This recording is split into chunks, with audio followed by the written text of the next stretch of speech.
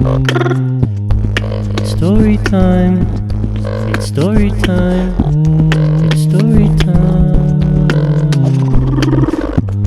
It's story time. It's story time. It's story time.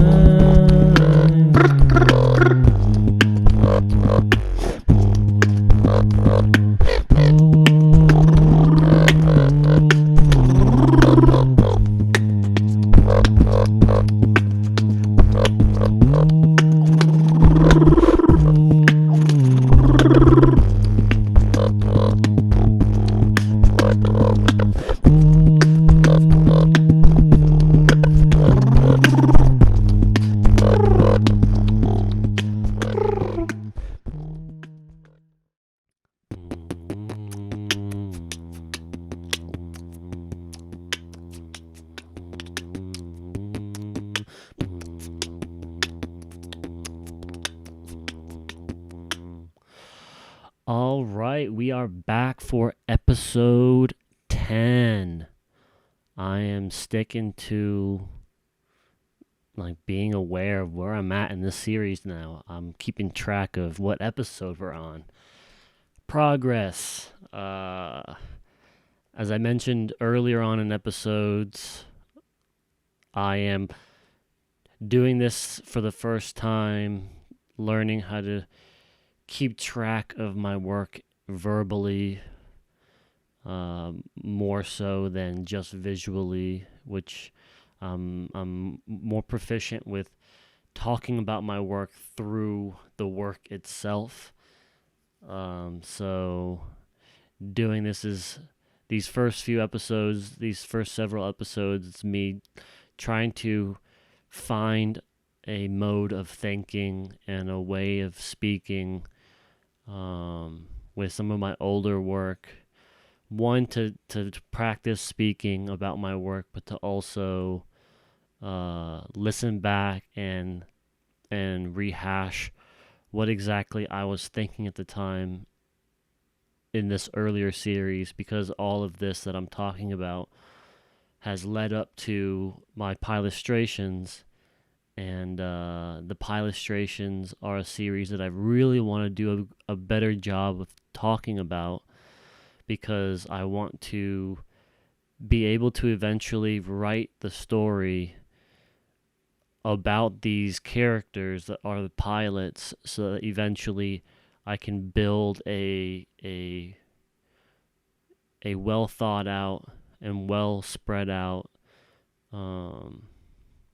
timeline and theme and purpose, and or more than timeline, a storyline around these characters, so eventually I can actually write a graphic novel that revolves around the pilots. And so just a little thing of me knowing what episode I'm on shows that I'm on top of this. Up until episode 9, I was having a difficult time keeping track of what episode I'm on. But now I'm in this train of thought where I'm on top of it, and I hope I can maintain this momentum. So by the time I get to my first couple of Peillustrations, I am in it to win it. But I just kind of wanted to put that out there before I jump into this episode, just as a save point or a checkpoint that I'm acknowledging, and can now build upon as we continue this journey through Pi.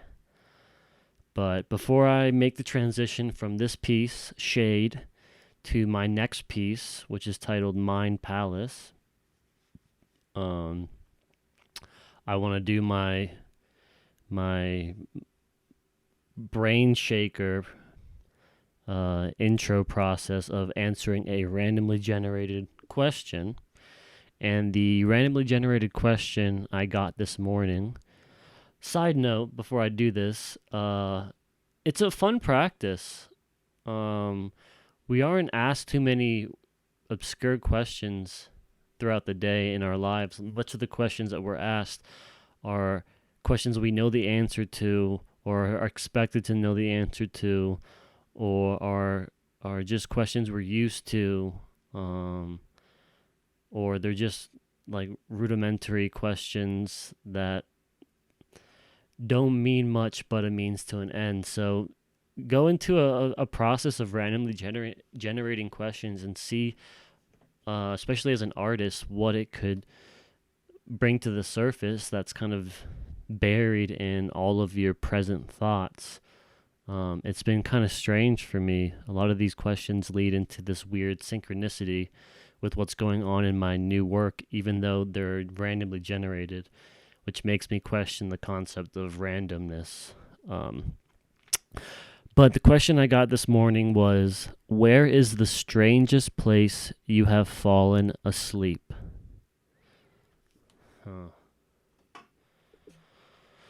I guess I could answer that in two different ways. I used to sleepwalk until I was, I think, 12 or 13, while I was living with my parents. And we lived in a 2-story house, me and my 3 other brothers.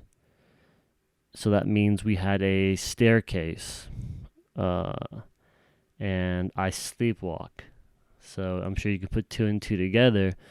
But this is kind of a stretch for an answer, but I have a few instances in my early childhood where I woke up at the bottom of the staircase. And this is like a wooden staircase, with like a turn at the center. So I fell and made the turn and continued to fall. I wasn't awake for any of these falls. Or if I made it I don't know if I made it down to the bottom and then walked up and then fell from the middle to the bottom. But either way, I would wake up on the bottom of the staircase in a uncomfortable position, like one way or the other, head up or head down. And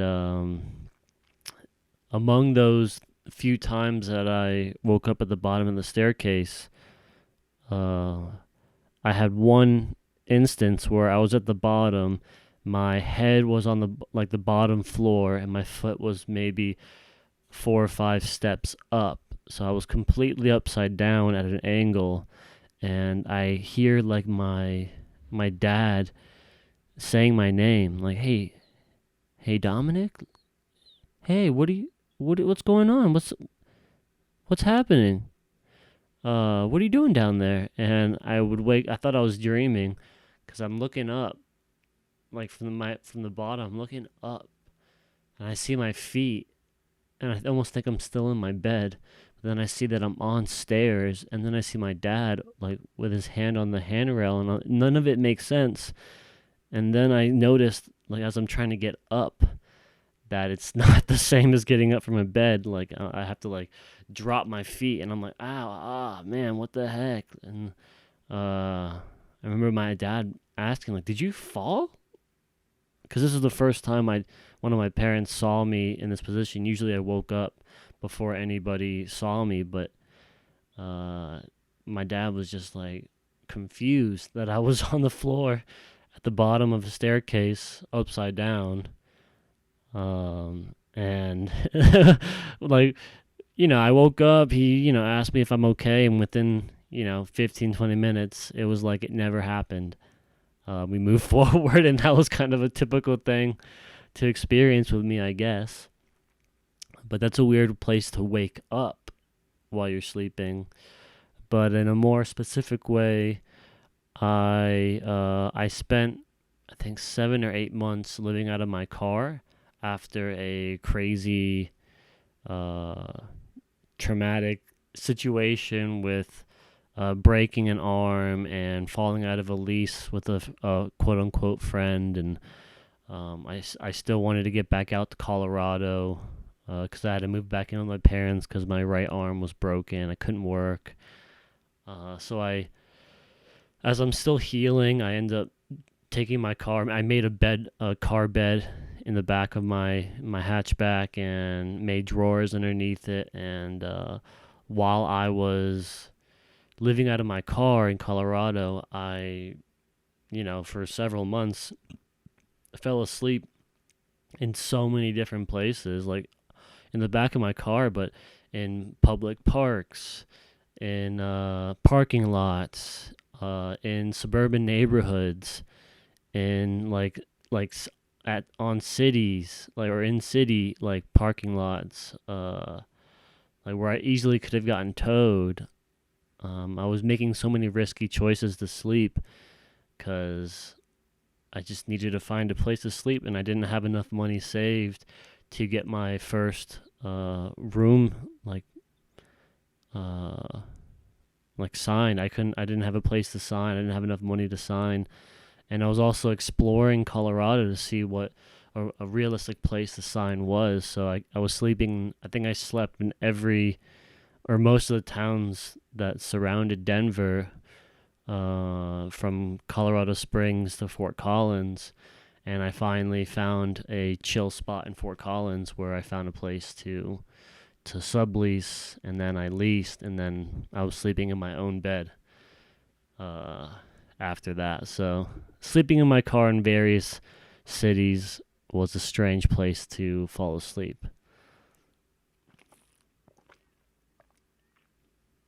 But all right, let's proceed with the next part, which is a a mental break between this question and talking about a more serious stream of consciousness about my work, my art pun segment.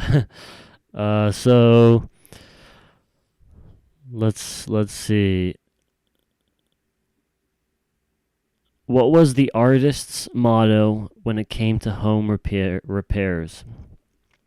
When it paint when I already messed it up because it sounds so like it. When it paint broke, don't fix it.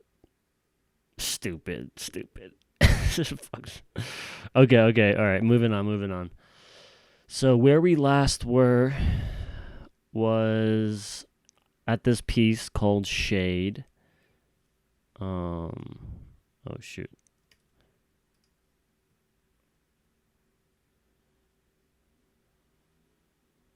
Hold on. Let's see how it works.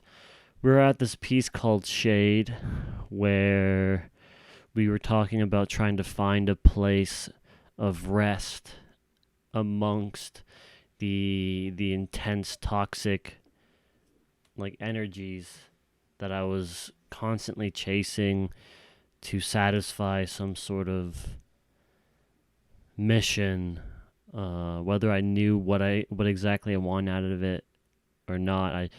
I was trying to find a place amongst my rituals that established a mental and physical place of rest where this ambition could be pleased with itself for once and just sit under the shade of its own construction and take a breather and recognize that rest is valuable for activity. But activity can lead to building a place where you can rest, and this balance between the yang, which is active energy, that masculine energy, and yin, the docile, accepting, forgiving energy of the femininity that I was unlocking as a person, as an artist.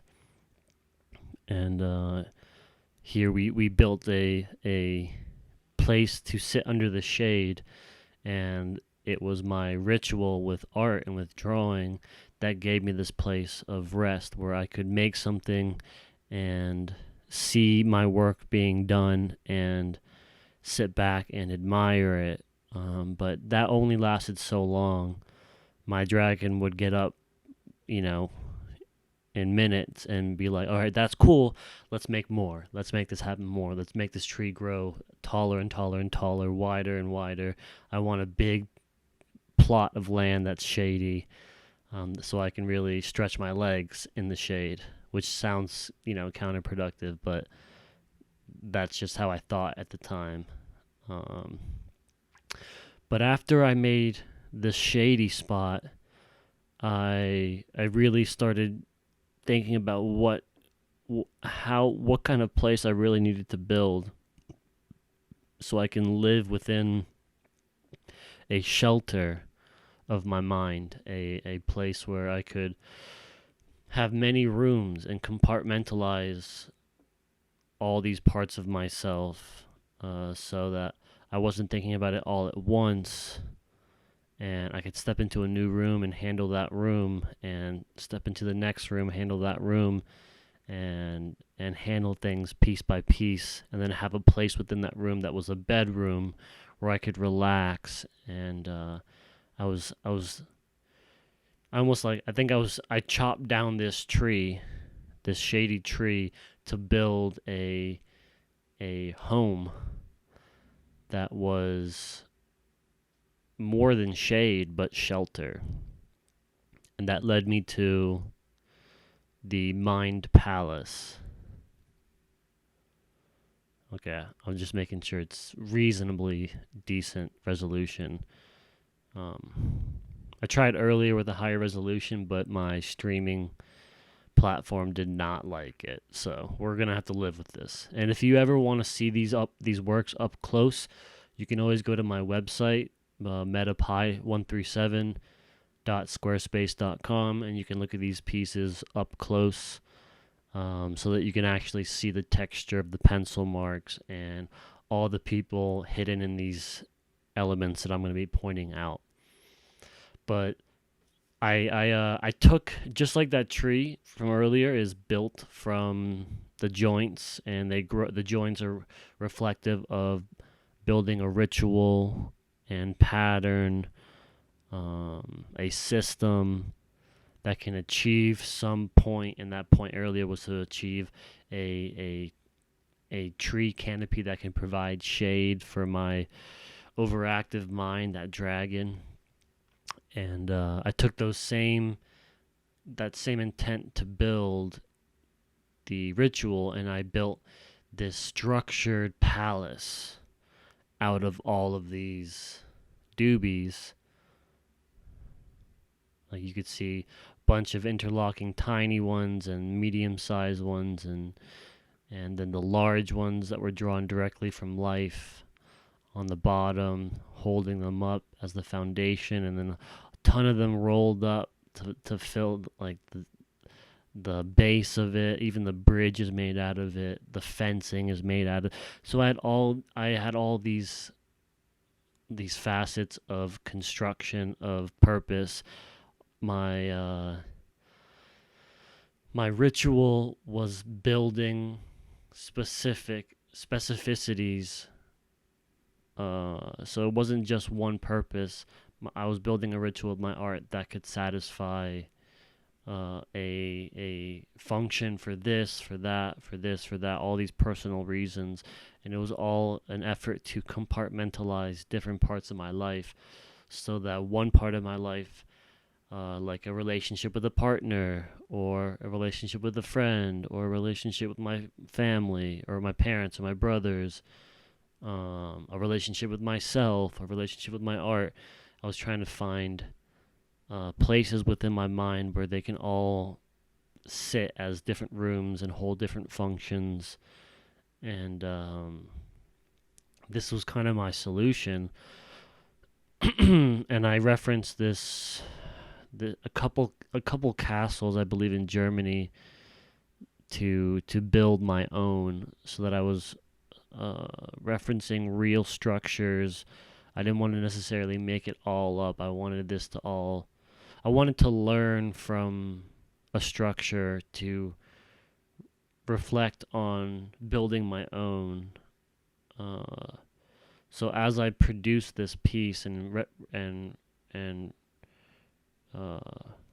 referred to a master of structure. I was building it, and as I'm thinking about the process and the intent, I was making solutions in my mind about where things should be in my priorities and in my focus, and whether things were worth keeping around, whether they should just fall into the landscape of this, where if I need it, I can dig up the soil and compact it into a sediment and make a rock or whatever. Like all the things that were excess became, they weren't part of my structure anymore. They were part of like a sediment base that could support what really needed to happen, in my organization of my mind to make a place to stay. And you'll see each one of these characters is me, and you can't see it as well because it's not great resolution, but there's a few characters that are the feminine me, that are like take the dragon from before Puff, and you have the feminine and masculine figures. So in each room, you'll see, if you were to check on my website, you'll see it a little bit better. You'll see where I place a feminine part, my yin, and where I place a masculine part, my yang, and I'm compartmentalizing where different parts of myself function best. And I would think about just like these characters, they're sitting in the window pondering outside. They're just like blazing or whatever, and they're thinking about where they're sitting, what it matters to them, and like what's the function of this room. And I don't remember exactly what I was thinking at the time, but I do remember while I was drawing this character being in this window, what was important to me at the time and where that should sit. So while I was drawing, I was organizing myself.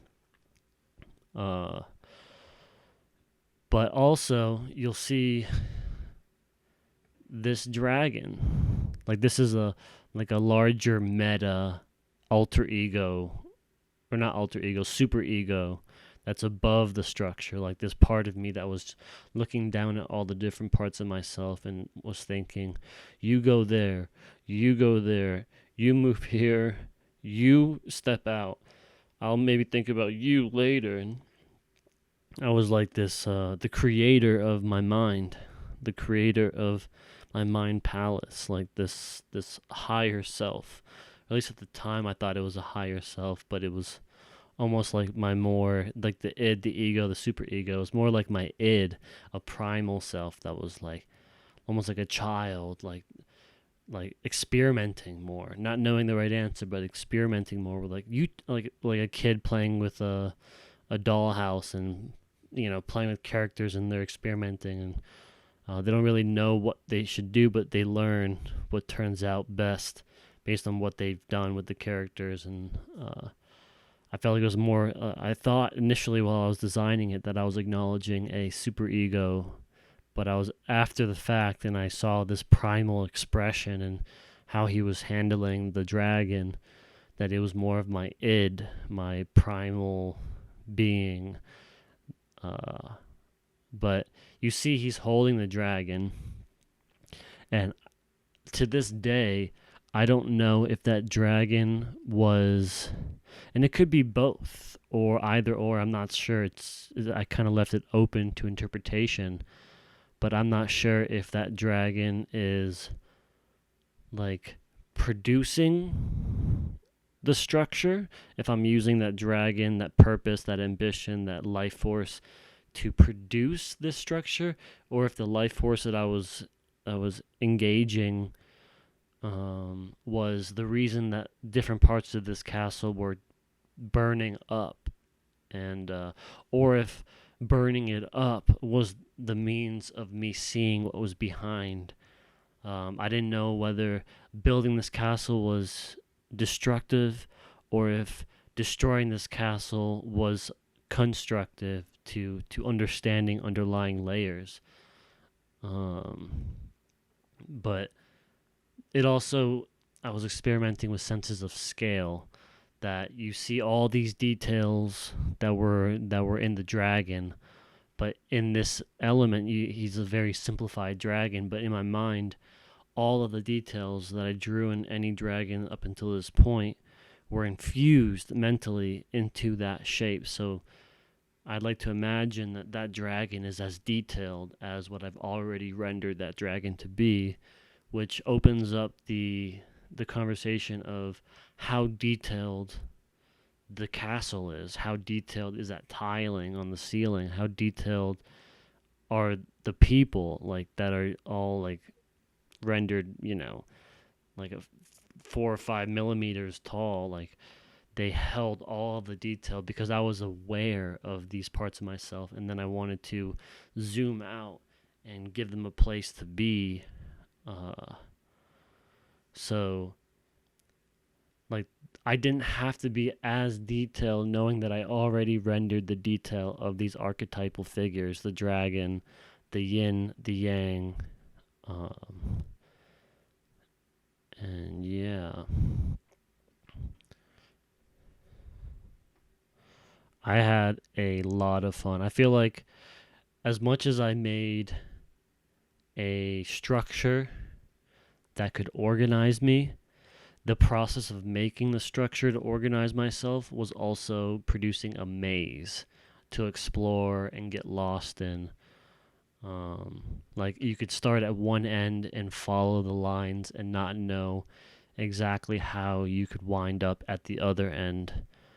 And I was kind of exploring the ideas of the pathways from one part of your mind and making that connection to another part of your mind, and how obscure the the path is between one place to the next, and how lost you can get in between, like, your intention of walking from one compartment of your mind to the next. You can get lost in a room in between. You don't know how to get around certain things to make sense of it, to finally get around to that final product. And you may not even make it to your intended goal because you find more purpose in one room because you kept running in circles because apparently it's important that you understand where you're at. Like, you start here and you end up somewhere in here because something is exploding, and it's inspiring attention and more awareness and the necessity to handle that, or ponder it or reflect on it, and it might end up leading you somehow back to the original room where you remember what your real intent was, like, to get to this other side. But it was kind of like you build a structure to roam. I didn't necessarily organize myself in the way that I intended, but I built a maze to explore myself. And within that maze, I found different hidden rooms of my mind, to reside in, and some rooms to rest in, and some rooms to play in, some rooms to scream in, some rooms to chill myself in or save myself. You'll also see different parts, like each character is doing different things. The people in the windows are pondering, they're reflecting on their where they are. Like, you have the people that are in the mind, that are residing in this place, and they're either taking care of it or enjoying it or running within it. But then the ones that are on the balconies and the ones in the windows, they're looking out past the mind. So they're a part of yourself that is within the mind, but they're a part of yourself that is trying to understand where the mind is in relationship to the outside world. And those were moments where I would wonder, what's important to me? Where am I? Like, what does this matter? What do I want to see out my window? What do I want to see at the edge of my balcony? What do I want to look down upon? What do I want to see, like, around me on all angles?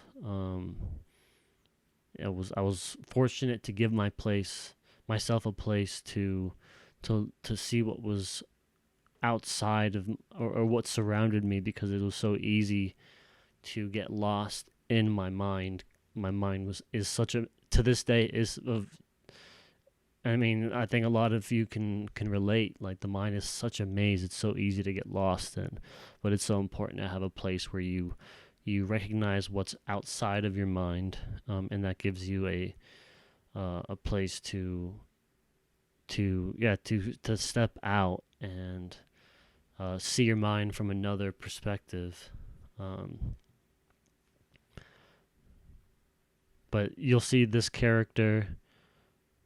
He's he's there's a part falling, a part of the edge falling apart. It's like burning away. The dragon, the ambition could have torn it apart, but there was a part of me that was trying to serve as a structure, to serve as some support beam, to be like, okay, a part of me is destroyed, but a part of me will compensate for that destruction and will try to fill in the blank so this part of my castle doesn't completely fall apart. And that was just a reference to, like, let's say my relationship at the time was a big part of this structure that held me together, but without it, a big void was left. And some part of myself had to satisfy that void and stand for it and be that beam, so that, like, like having that separation wasn't going to completely destroy a larger structure of myself that would need a more extensive repair or recovery phase. Um,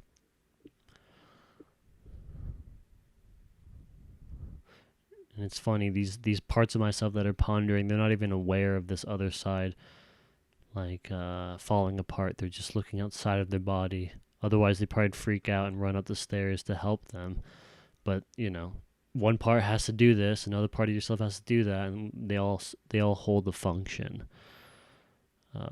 There's also, you'll see a wall that's burnt away to expose this couch area. It's harder to see because of the resolution, but this couch area where two figures are kind of just chilling with each other with the table, and they're watching TV, or just popular culture. They're taking in their interests, and part of myself is discussing with another what matters to them. What do they think about what they see? And it's also referential of memories that I had with friends, just sitting like one on one with them. But how important that one on one with another creates a schema of, like, that one on one conversation with yourself. And, like, for example, if you're having an argument with a friend and that friend's not in the room anymore, you almost maintain that that conversation tone with your own mind, and that you start to argue with yourself about what was argued about. And it was important for me to see that relationship, so I could separate myself from an argument with a friend and be like, okay, that friend is in a different room where they can argue, but I'm going to reside in this room where I can more peacefully converse with myself. Not bleed it all together, where now all the parts of myself are arguing with each other as a riot. I was able to compartmentalize a conversation I had with a friend that was inspiring from or a conversation with a friend that was stressful.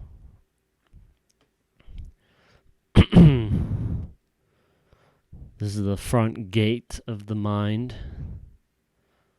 Not to say that there probably isn't a back door, but the back door isn't as obvious as the front gate, where you walk in and walk out regularly. But it's strange that there wasn't any character actually outside, from within, that was outside Most of my characters were inside pondering out, or I was the super ego looking in. I was the character staring into the entrance and acknowledging it, but there wasn't a part of me that recognized a real path outside the front entrance. I was still kind of caught in my mind. Um, there, you can't see it, but I'm going to be explaining them so you know what's up. But there's a masculine character holding a feminine character in a dress. Here, it's like the king and queen of the Mind Palace are running out. Like they're.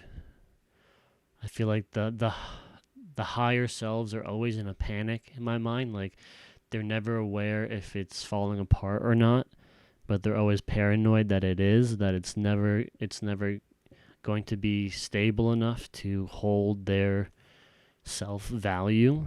And the masculine part of myself always takes the initiative to carry my docile, forgiving, vulnerable, understanding self, the yin, and wants to carry it out. And you can't really see the expressions, but the yin's probably like, it's okay, you don't have to do this. And the yang's like, no, I have to do this. You probably just want to hang out and chill and, fall into your grace. But like, no, we're getting the hell out of here. Like, can you not see that it's falling apart? And it's funny that you see them through a segment of the castle that has fallen apart. And I see that part of myself through a moment of chaos, through a lens of fear.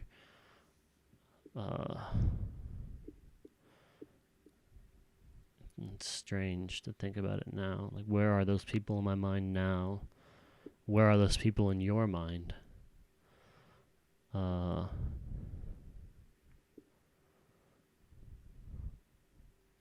love these chimneys.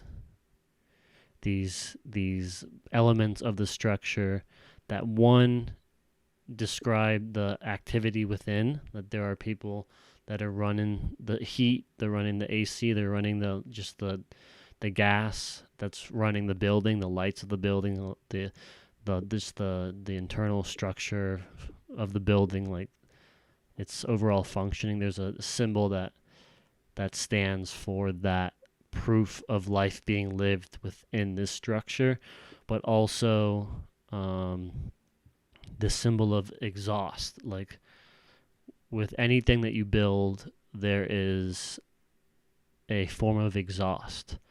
Like when you combust an engine, you have the exhaust that is emitted from that function. So like all these chimneys are running because this house, this mind palace, is hyperactive. Every room's being run.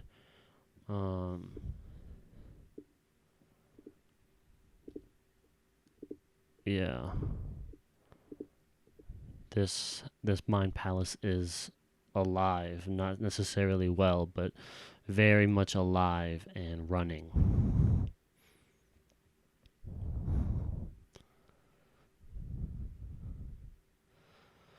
Got a couple windows, one window that's open, letting the smoke out, and one window where the smoke is filling the room. Sometimes you have to let parts of your life leak out to dissolve and fall into the void of memory.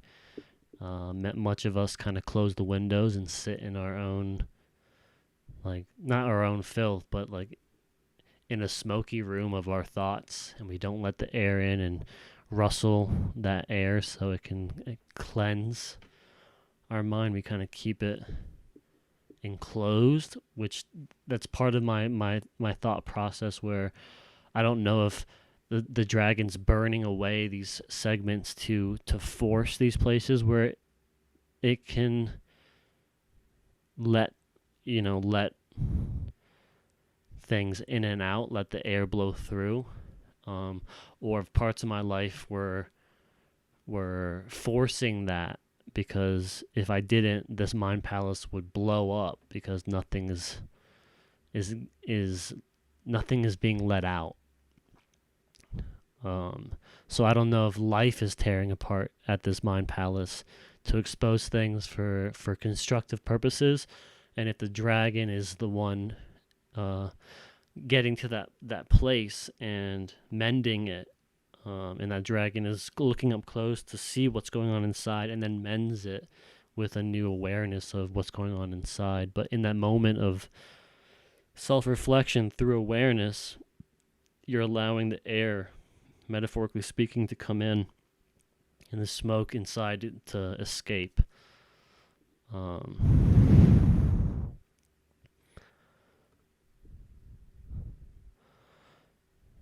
I like this one big cluster. It's hard to tell what's going on. I remember there's a figure up here that's looking over the edge and voyeuring the female figure, and it's like this masculine figure that is admiring the yin, and the figure, I think it was taking a shower. So the yang is peeping on the yin, is trying to understand the most vulnerable place that the yin is to learn from it, whether they're aware of that intent behind voyeurism or not. It's just a reminder that my masculine part of myself is always learning from the vulnerabilities of my feminine part of myself.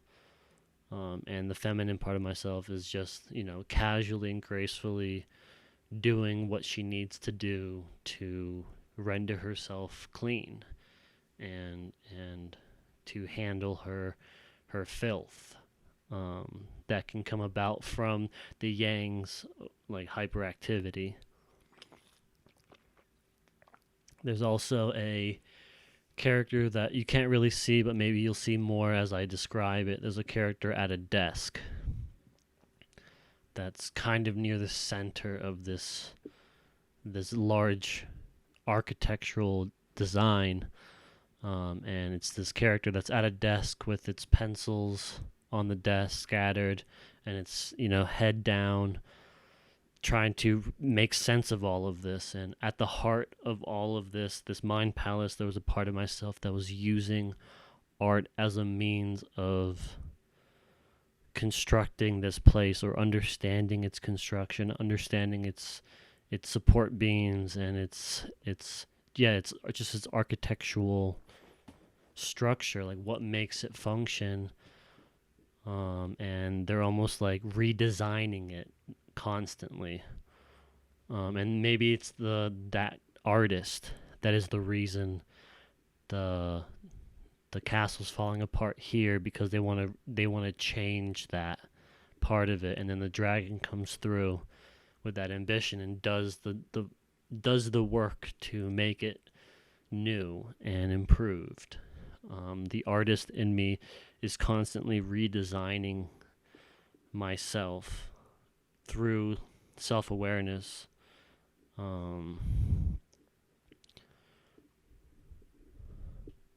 Another character on the balcony looking out, open windows. There's a couple characters, the masculine and the feminine, the yin and the yang, bonding over the edge of deconstruction, of destruction, or maybe deconstruction is a better word for it. Deconstruction implies an intent to reconstruct what was deconstructed, or to understand the construction through deconstruction. And they're embracing each other on the edge of this burnt border of the castle, and then there's a character above that's admiring the intent behind harmony at a place where you could panic. The ceiling above you could collapse, but they trust the process in this weird way. Another character admiring the outside world through the process of deconstruction.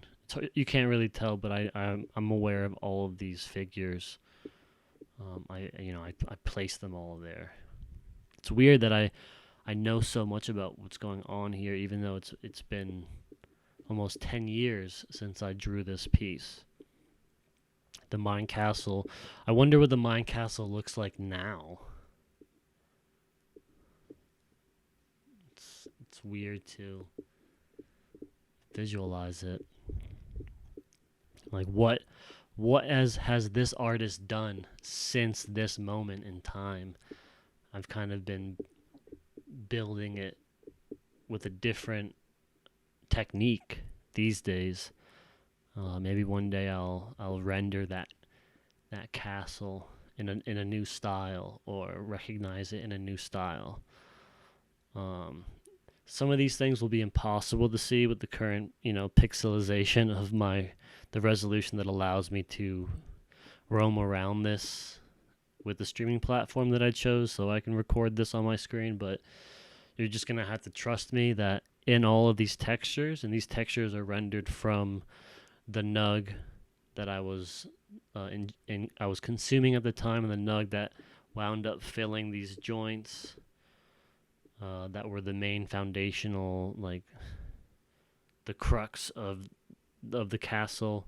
And this nug was literally the textures that filled these joints that I hand rolled myself. But metaphorically speaking, they filled the entire structure, the entire ritual. Like the nug, anytime you see the nug texture, there's always that intent behind respecting and reflecting on life, and then that reflection of life is what fills the system of ritual. My understanding of life and respect for it and grace with it literally fills my intent to organize it with a purpose, and that's what rituals establish.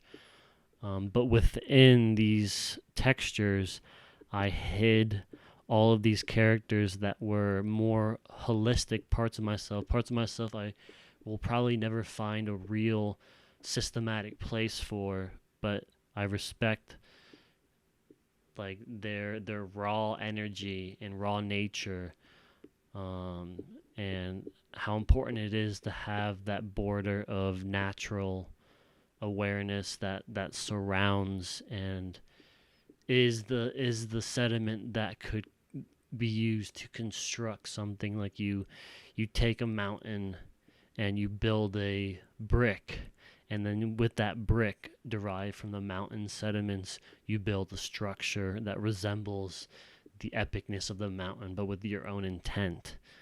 And this is like the sediment, the life force that I excavated to build this ritual. Like this man-made ritual is derivative of the nature that I learn from every day. Like you'll see here, it might be easier to see this woman lying there sunbathing. This one character just sitting smoking. These two characters like sitting by a fire just discussing what's past the fence. But these parts of myself, they were all still fenced in. It was the intent to still include a part of nature in my palace, in this plot of land that I was closely related to, or I closely observed and made the connection. Like there was a plot of land that was purely natural that I included in the compartmentalizing of understanding myself. But characters here,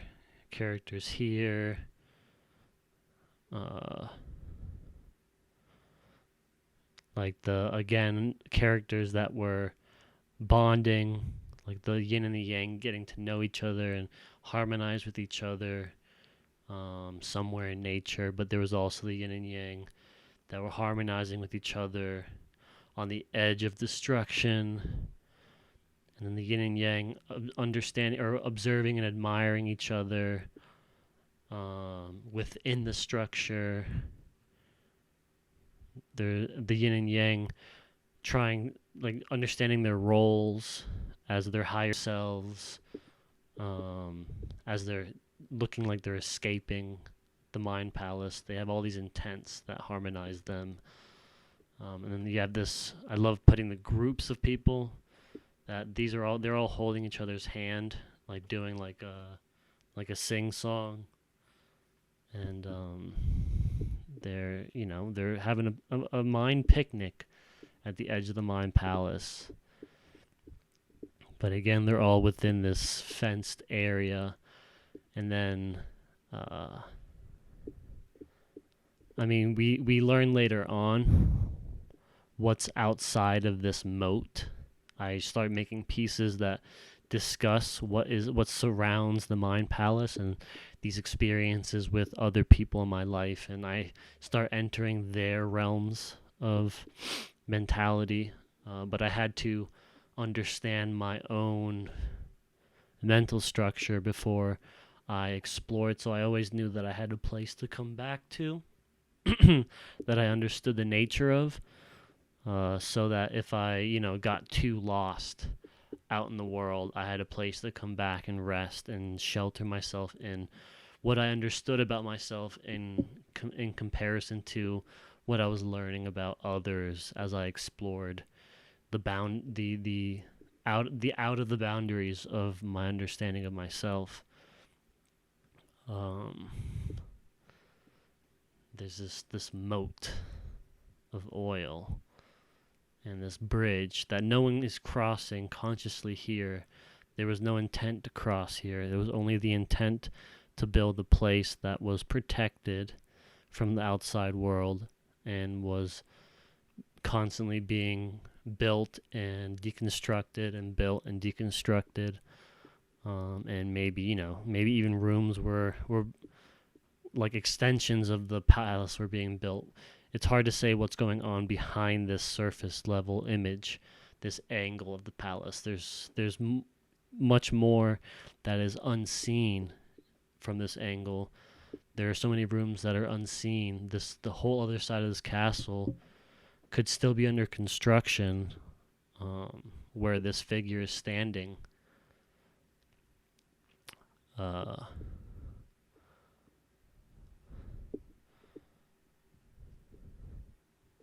And we don't see it in this piece because I wanted to zoom in so we can get a good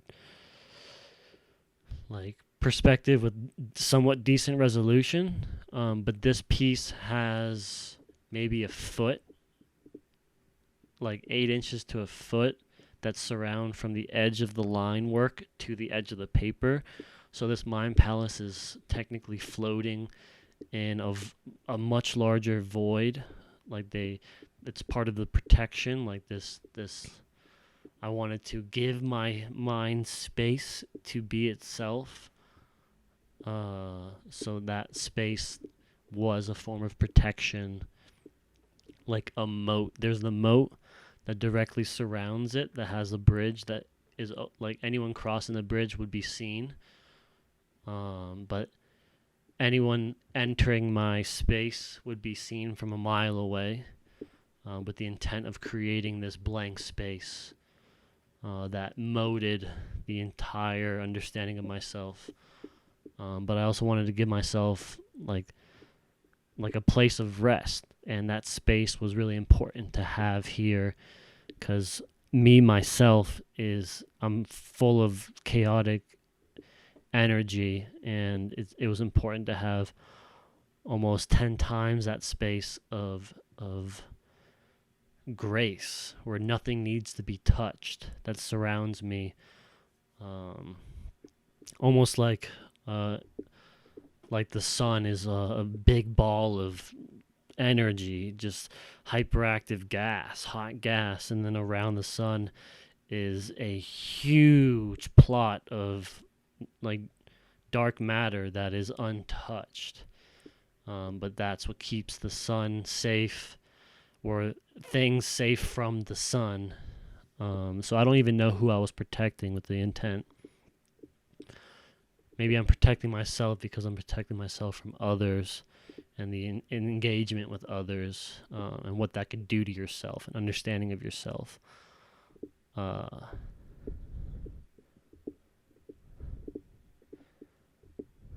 and you'll actually start seeing this coloring that surrounds drawings that continue from here on out.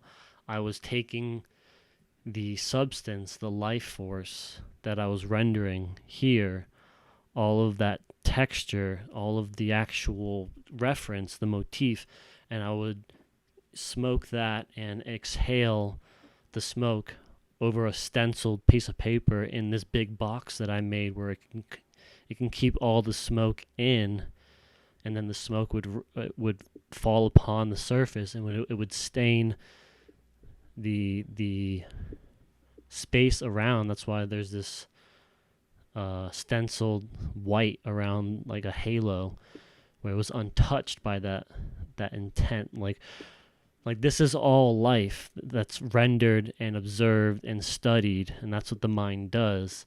But then evidence of that life is always around you, whether your mind touches it or not. And I gave that void space like an awareness, but like untouched by the hand. It was just the same thing that I was observing and was learning to understand about life in this motif type of way. I gave it a place that was soft and less exact, but it was directly pulled from the source. So it was like this understanding that everything around you is the source, whether you're touching it or not. It's all functioning as this life force, and the mind is just what you can understand about it. This select plot of awareness where it builds from that life force. And I actually don't remember where I started. I think I started with this higher self.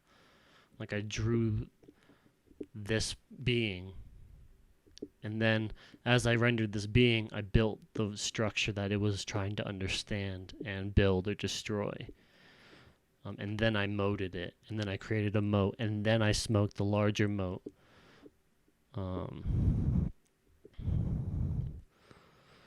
But yeah, this was a wild journey of ritual establishment. I was dealing with a lot in life. I was making and breaking friendships and falling into relationships and falling out of relationships.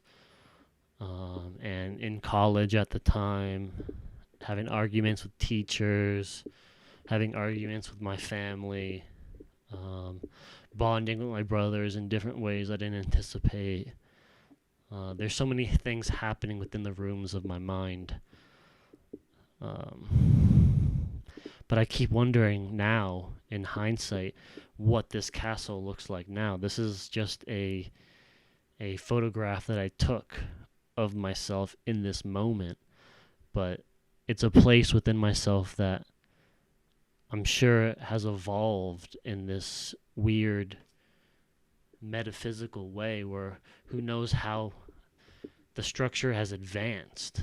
Who knows if it's built in this medieval way or if I've, built a not a castle in the sky, but like this structure that can float above everything, or if maybe I built things underground, or like maybe my mind is, the atmosphere is toxic and I had to build underground. But I had to advance my technology to make it work in one way or the other.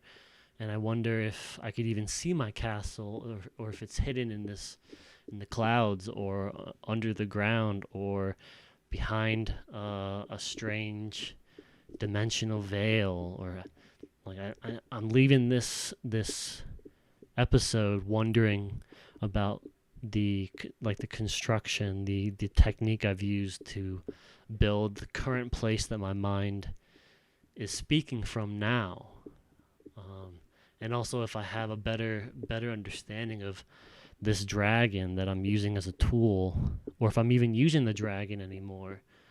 But as we continue with this process of understanding all the drawings that come later in the iconography series, I think I'll have a better idea through reminding myself of how that dragon like evolved and where that dragon went. And it might remind me as to the path that led me here, and that's kind of the whole purpose. I'm trying to understand where I reside, so I know what I've built, so I know what to express in an honest way. But all right, I think we said all that needed to be said about the Mind Palace, and I think I'm ready to move on to the next piece, where we hope to explore the realms outside through understanding the people that were important to me at the time, and symbolize these bigger like archetypes of understanding the world around me. But until we get to that point, until we get to episode 11, let's watch a new episode of Peibi Playhouse and kind of shake off all this seriousness, taking this too seriously, and watch a couple clay figures just be themselves. So, yeah, until we see each other again, have a great day, have a great night, and have a great time in general. Peace.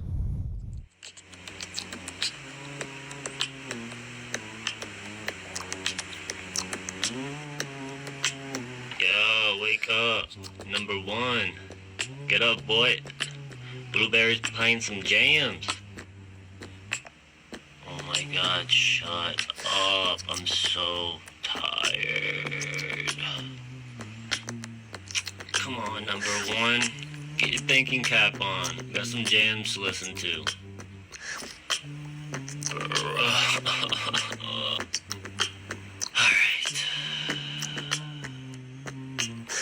Alright, you happy now, number 3? Let's go. Oh, yeah. Damn, number 3, you're right. Number 7, what do you think?